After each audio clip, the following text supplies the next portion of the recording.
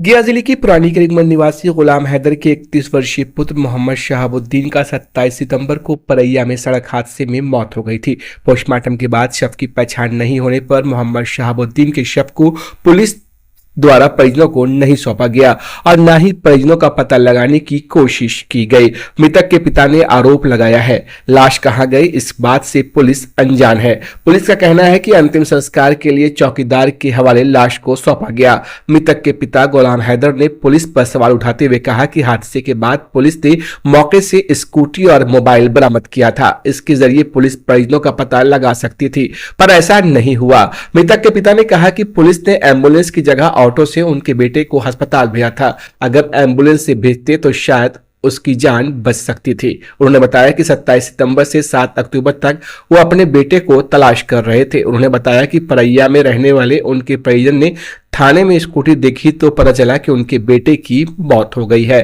पीड़ित पिता ने मांग की है कि पुलिस उनके बेटे के शव को दे दे ताकि अपने धर्म के अनुसार अंतिम संस्कार कर सके और बेटे की आखिरी बार शव को देख सकें। उन्होंने कहा कि बेटे के शव की जानकारी के लिए गया सहित परैया के कई कब्रिस्तान में गए। उन्होंने कहा कि अगर लाश दफनाई गई होती तो कब्रिस्तान में उसका रिकॉर्ड होता। मामले में थाना अध्यक्ष का कहना है कि शव लवारिस हालत में थी, ऐसे में उसका अंतिम संस्कार करना जरूरी होता है। उन्होंने कहा कि इसकी जिम्मेदारी चौकीदार को होती। मेरी गाड़ी लेकर के निकला। गाड़ी लेने के बाद उसने यही कहा कि हम परिवार पुड़ारू की तरफ जा रहे हैं।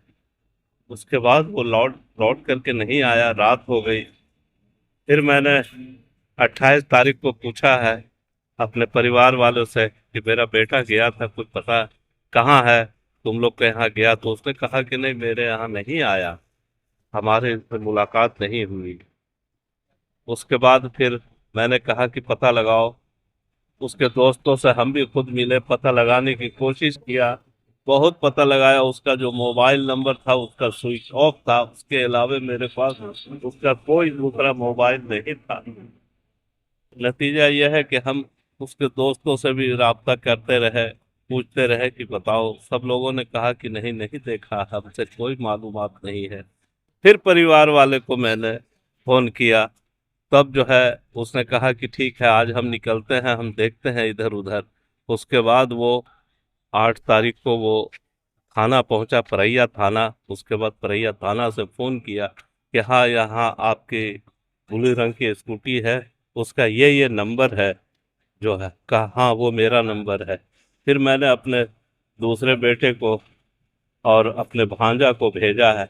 जब वहाँ जाने के बाद थाना प्रभारी से मिला है तो उसने कहा कि हाँ, इसको 27 नवंबर को यहाँ एक्सीडेंट हुआ और ये डेथ हो गया। वहाँ के लोगों से पूछताछ पे पता चला कि नहीं, लड़का जिंदा था। अगर थाना प्रभारी कुछ एम्बुलेंस के जरिए अगर उसको मगध मेडिकल भेजता तो हो सकता था मेरे बच्चे की जान बच सकती थी, लेकिन थाना प्रभारी ने ऐसा नहीं किया, टेम्पू से भेज दिया। टेम्पू से भेजने के बाद उसका जो कहना 8 तारीख को जब मेरे बेटे और भांजा जब पहुंचा है तो उसने कहा कि 8 तारीख को जो है ना, ये 27 तारीख को ही आपके बेटे का डेथ हो गया था, यानी आपके भाई का डेथ हो गया। मेडिकल कॉलेज पहुंचा दिया, वहां पोस्टमार्टम हुआ। 3 दिन के बाद डेड बॉडी मिला जो चौकीदार को दे दिया।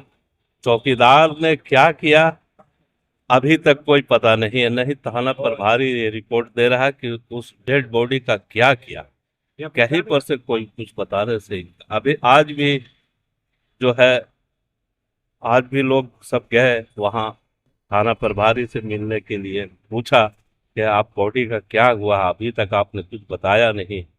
तो उसने जो है ना कहा कि हमको कोई पता नहीं है।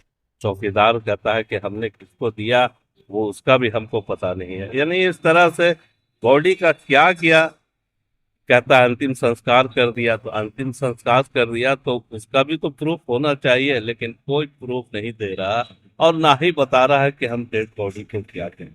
जबकि उसके पास मोबाइल भी था, उसका जो मोबाइल जिस हालत में भी था, उस मोबाइल से भी वो निकाल के हमको खबर कर सकता था, पता लगा सकता था। गाड़ी का नंबर है सिर्फ 02 मिटा हुआ है, बाकी सारे नंबर मौजूद है। गाड़ी का 33 नंबर है। गाड़ी का इंजन नंबर है, इस नंबर से भी वो कर सकता था। लेकिन थाना प्रभारी ने ऐसा कोई काम नहीं किया, जिसके वजह से अभी तक हम परेशान हैं अपने घटना के बेटे के कितने डेड दिनों बॉडी के लिए। घटना घटना के कितने दिनों बाद आपको पता चला? हमको 8 तारीख को ही पता चला। 8 तारीख को पता जी, 8 तारीख को जब कैसे हमने पता चला कि ये हाँ, वहाँ मेरा रिश्तेदार है जो गुड़ारू में रहता है, वो ढूंढता ढांढता परैया थाना की तरफ पहुंचा। तब उसने देखा कि स्कूटी लगी, तब उसने जो है मेरे बेट हमको कहीं- खबर किया। कहीं रपट भी लिखवाया था? कहीं नहीं, हम तो खोज रहे थे, तलाश कर रहे थे, कहीं रिपोर्ट नहीं? कहीं रिपोर्ट नहीं लिखाया। इसलिए क्या करते थे आपके लड़के? मेरा बेटा जो है अभी कुछ दिन पहले पूना में एक इंडस्ट्रीज में काम करता था, आया हुआ था, कितने यहाँ और रह रहा था। कितनी संतान है आप? मेरे 4 संतान थे। एक बड़ा बेटा मेरा पहले 4-6 महीना पहले हार्ट अटैक से डेथ कर गया था। ये छोटा है सबसे। 4 संतान है। आप क्या करते हैं? हम कुछ नहीं, अभी बेकार है। हम पहले सऊदी अरब में थे। हम खुद भी बीमार आदमी है, हार्ट के मरीज है। हाँ, कहाँ रहते हैं आप? हम करीमगंज बेल गली में रहते हैं। कितनी उम्र होगी आपके लड़के की? मेरे लड़के की उम्र तकरीबन 31-32 साल की। तो आप पोस्टमार्टम हाउस के बाद अगर जैसे कहीं कब्रिस्तान में दफनाया जाता है तो जी। सारे कब्रिस्तान में पता किए क्या? सबने में गोलबीघा, करीमगंज, करीमगंज में हम खुद रह रहे हैं, वहां पता लगाया। गोलबीघा में वहां भी पता लगाया, कोई इसका कहीं रिकॉर्ड कोई नहीं? पता नहीं। कहा उन लोगों ने, गोलबीघा वाले ने कहा कि 3 महीना पहले एक लावारिस लाश हमारे यहाँ आया। उससे और या फिर मान लिया कि हिंदू रीति रिवाज से उन्होंने उनका दाह संस्कार किया है तो वहां भी पता किया आपने? वहां पता नहीं किया, तो वो बता ही नहीं रहा ना। बता ही नहीं रहा। हाँ, ताना प्रभारी तो बता ही नहीं रहा। अगर वहां चौकीदार से किया है, पूछ कर भी नहीं बता पा रहे कि क्या बॉडी? चौकीदार से भी पूछा जा रहा है, कुछ चौकीदार भी वो बता रहा है आप कि तो बॉडी मांग रहे हैं ना? हम बॉडी मांग रहे हैं कि हमको बता दो कहाँ पे, अगर तुम दफन भी किए हो तो बता दो हमको, वो जगह दिखला दो।